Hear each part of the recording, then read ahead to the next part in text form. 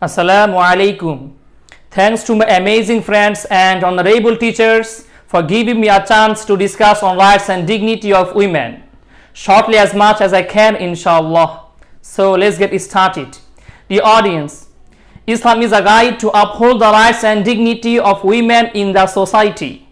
In the pre-Islamic era, when women had no social rights and respect, while newborn girls were buried alive, and men used women only for pleasure, then our Prophet ﷺ spoke of the equal status of men and women in righteous deeds, and informed the people. Allah says, وَمَنْ يَعْمَلْ مِنَ الصَّالِحَاتِ مِنْ ذَكَرٍ أَوْ أُنْثَى وَهُوَ مُؤْمِنٌ فَأُولَٰئِكَ يَدْخُلُونَ الْجَنَّةَ وَلَا يُظْلَمُونَ نَقِيرًا.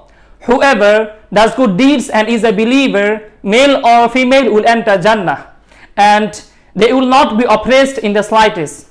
Surah An-Nisa verses 124. Allah also says, وَلَقَدْ كَرَّمْنَا بَنِي آدَمَ.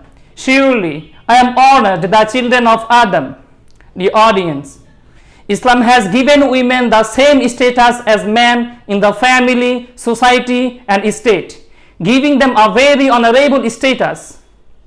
Our Prophet ﷺ was particularly careful about the importance of education women. He gave educational speeches to women on various occasions and said in a loud voice, education is obligatory for every Muslim man and women. Ibn Majah. The audience, Islam gives women the right to choose and consent to their husbands, including compulsory education, freedom of religion, freedom of action. Islam gave complete freedom of expression to unmarried, divorced and widowed during marriage.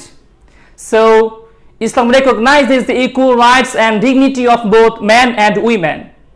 For example, freedom of speech, right to vote and right to criticize, etc., etc.